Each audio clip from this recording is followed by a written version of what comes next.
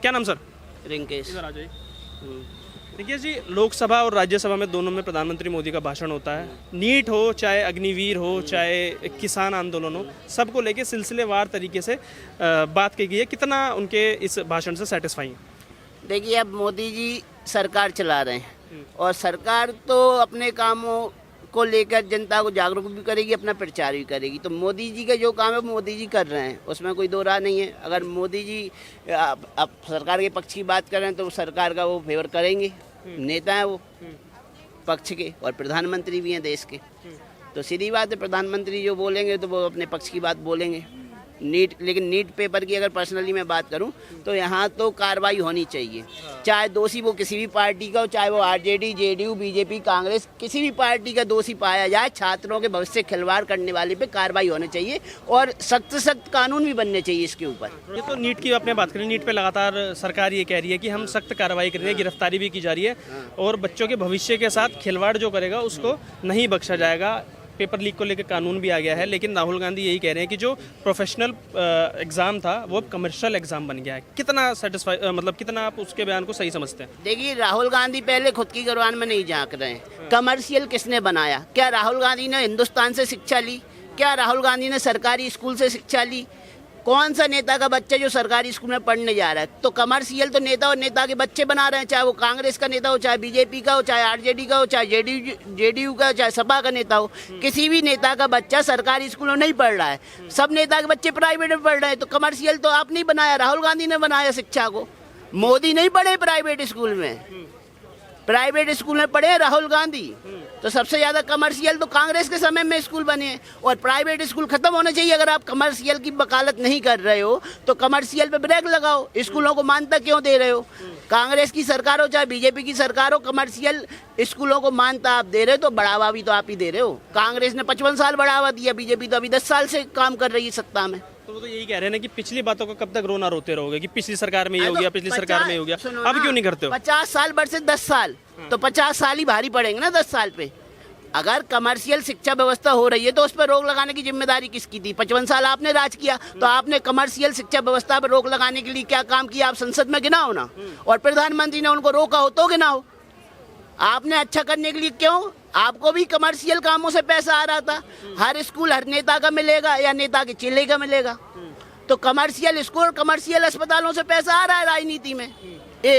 सीधा सीधा है, तथ्यों पे आधारित है ये तो। आप स्कूल की बात कर रहे हैं, वो एग्जाम की बात कर रहे हैं, कह रहे हैं नीट का पेपर लीक हुआ, यूपी पुलिस का पेपर लीक हुआ, तो पेपर लीक पे निशाना साध रहे हैं। आप कमर्शियल शिक्षा की बात कर रहे हो ना, तो कमर्शियल इन द सेंस उन्होंने बोला कि पैसा दिया जा रहा है और पेपर खरीदा जा रहा है। तो भाई अभी दिल्ली के आप कितने भी वीआईपी स्कूल में जाओगे तो वहाँ डोनेशन फीस मांगेंगे ना स्कूल वाले, तो वो कमर्शियल तो हुआ। बिना पैसे के आज के समय में कोई शिक्षा ग्रहण कर रहा है क्या? आप भी यहाँ आ गए माई पकड़ने, आपने भी अपनी शिक्षा पे पैसा खर्च किए होंगे। कोई 10 लाख करता है, कोई 1 लाख करता है, लेकिन शिक्षा पे तो खर्च हो रहा है ना जी। तो कमर्शियल तो है ही शिक्षा। शिक्षा हो, पढ़ाई की बात हो गई। पढ़ाई करने के बाद जब एक स्टूडेंट जाता है कंपटीशन के एग्जाम में क्रैक करने के लिए, वहाँ पे कमर्शियलाइज की बात कर रहे हैं ना वो। चलिए, आपने बोला कि प्राइवेट स्कूल में डोनेशन जा रहा है, तो अब आप ये कहना चाह रहे हैं कि नीट में जो पैसा जा रहा है वो भी कमर्शियल हो रहा है और वो बच्चे खुद दे रहे हैं? बच्चे दे रहे हैं, बच्चे तो बाद में देते हैं, बच्चे के पेरेंट्स देते हैं कि हमारा बच्चा डॉक्टर बन जाएगा 2 करोड़ का दहेज मिलेगा। बच्चे के पेरेंट्स खुद जाते हैं, उपद के जाते हैं कि भाई आप 2 करोड़ ले लो, 4 करोड़ ले लो, हमारे बच्चे को डॉक्टर बना दो। क्यों? डॉक्टर बन जाएगा तो 4 करोड़ का 8 करोड़ वसूल कर लेंगे दहेज में। अच्छा, तो ये मानसिकता तो देश को डुबो ले जा रही है। शिक्षा व्यवस्था में बैठे माफिया भी तभी ना आपका पैसा ले रहे हैं जब आप खुद से जाके थाली में दिखा रहे हो। आप परोस के दिखाओगे जब तो वो लेगा ना पैसे। आप देने नहीं जाओगे तो ईमानदारी से पेपर होगा। तो सबसे पहले तो बच्चे और बच्चों को पेरेंट्स को सुधरना चाहिए। सिस्टम तो जैसा है वो तो रहेगा, वो नहीं सुधरेगा, लेकिन आप तो सुधरो। नहीं, वो तो कह रहे हैं हम सिस्टम में आएंगे, हम सिस्टम को सुधारेंगे, हम बच्चों की बात करेंगे, युवाओं की बात करेंगे, रोजगार की बात करेंगे। 55 साल का सिस्टम सुधर गया था, 55 साल में भी तो पेपर लीक हुए ही थे, अभी भी हो रहे हैं, तो 55 साल में भी हुए हैं लीक। तो मैं ये कह रहा हूँ उसमें कांग्रेस, बीजेपी, सपा और बसपा मत देखो, कोई पार्टी मत देखो, उसमें ये देखो हम शिक्षा को कैसे कमर्शियल सेक्टर से बाहर ला सकते हैं, कैसे दलालों से मुक्त बना सकते हैं। अच्छा, ये जो भाषण की शुरुआत हुई थी जो एक मेन हाईलाइट पॉइंट रहा था भाषण का वो ये रहा था कि जब उन्होंने कहा था जो हिंदू हिंदू करते हैं वो 24 घंटे हिंसा करते हैं, और उसके बाद अब कांग्रेस पार्टी वही आरोप लगा रही है कि वो एक क्लिप काटी हुई और दोबारा फेक नैरेटिव बीजेपी की तरफ से फैलाया जा रहा है। अगर वो हिंदू को हिंसक बता रहे हैं तो वो अपने पूर्वजों का अपमान कर रहे हैं, महात्मा गांधी का अपमान कर रहे हैं। ये मैं नहीं कह रहा, तथ्य कह रहे हैं, ये लेख महात्मा गांधी का ही लेख है। उन्होंने यंग इंडिया के 6 अक्टूबर 1921 के अंक में लिखा था, 21 के अंक में लिखा था, मैं अपने को सनातनी हिंदू इसलिए कहता हूँ क्योंकि मैं वेदों, उपनिषदों, पुराणों और हिंदू धर्म ग्रंथों के नाम से प्रचलित सारे साहित्य में विश्वास रखता हूँ। ये मैं नहीं कह रहा हूँ, महात्मा गांधी बोल रहे हैं, उनके पूर्वज बोल रहे हैं। जब उनको इतना विश्वास था, और आगे क्या कह रहे हैं, और इसलिए मैं अवतारों और पुनर्जन्मों में भी विश्वास रखता हूँ, ठीक है, और वो गौ माता में भी विश्वास जता रहे हैं। तो वो तो अपने आप को कट्टर हिंदू बताते बताते मर गए, और मरते समय भी हैराम करके मरे। और आप कह रहे हो कि हिंदू हिंसक होता है। तो जैसे अभी तक ये ज्ञान नहीं हुआ कि संसद में बोल के हमें किन शब्दों का प्रयोग करना चाहिए और किन शब्दों का नहीं करना चाहिए। अच्छा, एक छोटा सा सवाल और आपसे पूछना चाहूँगा, क्योंकि आपने महात्मा गांधी को कोट किया, तो आपने कहा महात्मा गांधी के आखिरी शब्द थे हे राम। वही कांग्रेस पार्टी उन्होंने भगवान सुनिए उन्होंने भगवान श्री राम के अस्तित्व पे सवाल उठा दिए कि वो तो एग्जिस्ट ही नहीं करते हैं। और संसद में, लोकसभा में राहुल गांधी ने बोला कि जीसस क्राइस्ट कहते थे कि एक गाल पे कोई चाटा मारे तो दूसरा गाल आगे कर दो। हम तो अभी तक ये सुनते आए थे कि ये जो सारी बातें महात्मा गांधी जी ने कही थी, उन्होंने तो इसको भी डिनाई कर दिया। तो मैं तो कह ही रहा हूँ ना, ये महात्मा गांधी के वंशज नहीं है, ये किसी खान और पारसी के वंशज हो सकते हैं। महात्मा गांधी हिंदू सनातनी परिवार के वंशज नहीं हो सकते, राहुल गांधी। और ये हमेशा महात्मा गांधी का अपमान ही करते आए हैं। और हिंसा का मतलब केवल ये नहीं होता कि दंगे में हिंसा हो रही, वो हिंसा है।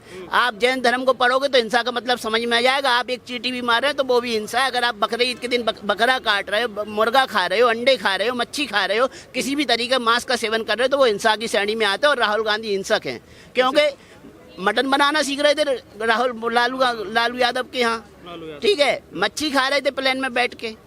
तो इनके पार्टनर तेजस्वी यादव और ये सबसे बड़े हिंसक हैं, क्योंकि मांसाहार का जो सेवन कर रहा है वो हिंसक है। और महात्मा गांधी ने कभी नहीं कहा था कि मांसाहार के पक्ष में उन्होंने बोला, वो खुद शाकाहारी थे। तो ये उनको महात्मा गांधी को फॉलो क्यों नहीं करते? अगर ये उनके वंशज हैं, उनके नाती नता हैं, उनके पोते हैं, कोई तो है, नहीं है तो ये फर्जी नाम भी रख लिए, तो उनको फॉलो तो करोगे ना।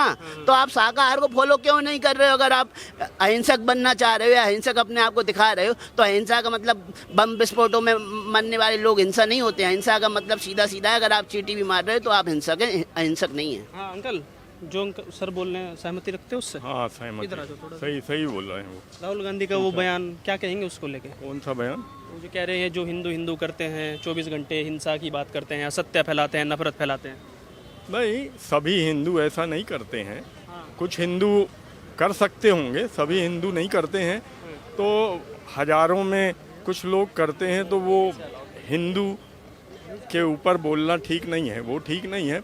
और हर समाज में हिंसा होती है, क्या हिंदू, क्या मुस्लिम, क्या ईसाई। टारगेट फिर बार बार हिंदू को क्यों किया जाता है? हिंदू आतंकवाद, और जो मंदिर में जाते हैं वो लड़की छेड़ने जाते हैं। ये तो वोट की राजनीति है। देखिए, वो किसी खास मकसद से, ये तो वोट की पॉलिटिक्स है कि कुछ खास लोगों को रिझाने के लिए, खास लोगों को इम्प्रेस करने की बातें हैं ये।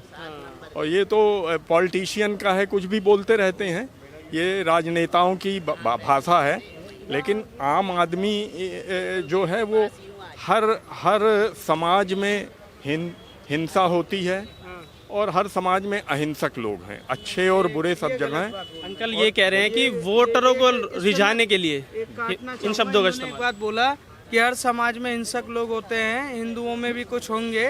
तो मैं जानकारी के लिए बता दूं कि हिंदू कभी हिंसक हो ही नहीं सकता। कैसे? अगर हिंदू हिंसक होता तो भारत के टुकड़े नहीं हो जाते। अगर हिंदू हिंसक होता, एक सेकंड, अगर हिंदू हिंसक होता तो भारत का टुकड़ा नहीं हो जाता। अगर कश्मीर, एक सेकंड, अगर कश्मीर में अगर हिंदू हिंसक होता तो कश्मीर में लाखों रातों रात पंडित नहीं भागते। अगर हिंदू हिंसक होता तो बंगाल में मारे नहीं जाते, केरल में कन्वर्जन नहीं होता। हिंदू कभी भी, आप कहीं पर भी उठा के देख लीजिए, हिंदू कभी आतंकवाद का सपोर्ट नहीं करता। कहीं बम फटते हुए, किसी दंगे में, किसी भी तरीके के ऐसे मुद्दों पे कभी भी हिंदू ने कोई समर्थन नहीं किया। हिंदू हमेशा बात करता है शांति की। हमारे यहाँ बात होती है वसुधैव कुटुंबकम की। अब दूसरा इन्होंने बोला कि हर समाज में होते हैं। मैं बताता हूँ कौन से समाज में होते हैं। ऊंचे पैजामे वाले और टोपी वाले जब उन पे चर्चा नहीं करते कि कहीं भी बम लगा के फट जाते हैं, ठीक है, कहीं पर भी आतंकवाद हो रहा। आप अफगानिस्तान का हाल देख लीजिए कि वहाँ हिंसक है या अहिंसक है, ठीक है, अहिंसा की बात कर रहे हैं या हिंसा की बात कर रहे हैं। आप बंगाल में चले जाइए, आप अफगानिस्तान में जाइए, आप 57 देश में चले जाइए, वहाँ पर आपको दिख जाएगा कि एक विशेष समुदाय दूसरे समुदाय को जीने का अधिकार नहीं समझता। वो ये सोचता है कि अगर वो हमारे धर्म का है तो वो रहेगा, नहीं तो। इस देश में हिंदू बहुसंख्यक होने के बाद यहाँ पर बौद्ध भी पल रहे हैं, उसके बाद सिख भी हैं, मुसलमान भी है, हर धर्म के लोग हैं। हिंदू अहिंसा कर ही नहीं सकता। दूसरा इन्होंने बोला कि हर समाज में होते हैं। जिस समाज में होते हैं आप उस समाज को टारगेट करिए ना। हिंदू समाज को आप टारगेट कहाँ करने के लिए बैठे? हिंदू हमेशा अपने कमाने और दमाने और हर चीज़ की बात करता है। ये कह रहे हैं कि नहीं हिंदू ने हिंसा, उनके बात करने का तरीका, और ये कह रहे हैं कि नेता है, नेताओं ने बयान दे दिया। आज तक के देश के इतिहास में लोकसभा में खड़े होकर किसी ने एक ऐसी मेजोरिटी को कभी ऐसी बयान नहीं दिया कि हिंदू मतलब हिंसा, मुसलमान मतलब तो कुछ नहीं बोला, ईसाई मतलब तो कुछ नहीं बोला। मतलब मैं हिंदू हूँ तो मैं हिंसक हूँ, मतलब मैं आतंकवादी हूँ। इसका क्या मतलब है? क्रोनोलॉजी आप समझो कि ये प्रयोग है।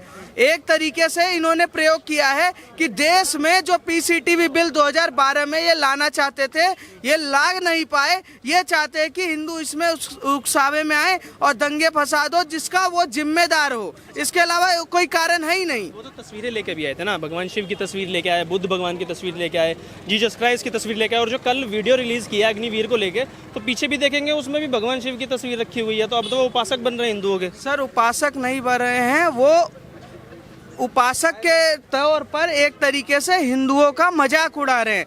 आप अगर उपासक की बात करते हैं तो यही लोग 2024 के चुनाव में कांग्रेस पार्टी के इंडिया गठबंधन का जब पूरा अलायंस हुआ तो तमिलनाडु में एक नेता बोल देता है हिंदू मतलब चिकनगुनिया, मलेरिया, कीड़ा मकोड़ा, ऐसे बयान दिए गए। कहाँ राहुल गांधी ने विरोध किया? यही बात समाजवादी पार्टी के दो नेता उत्तर प्रदेश में हिंदुओं के बारे में बुरा कहते हैं, नहीं बात करते। राहुल गांधी ने कई बार बोल दिया, इनके नाना खुद बोलते थे। जवाहरलाल नेहरू ने क्या बोला कि जी मैं हिंदू हूँ, दुर्भाग्य से हिंदू हूँ।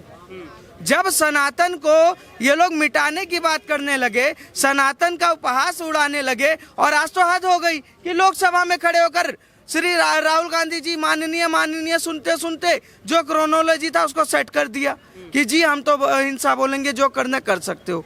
तो मैं जानकारी के लिए हम यही कर सकते हैं, हम 110 करोड़ लोग हैं, 110 करोड़ है, अगली बार वोट पा लेना हिंदुओं के। कुछ सेकुलर हिंदुओं को ये लग रहा है कि नेता है, बयान दे सकता है, वो क्रोनोलॉजी है, उसने प्रयोग किया है और सफल करने का काम करेगा।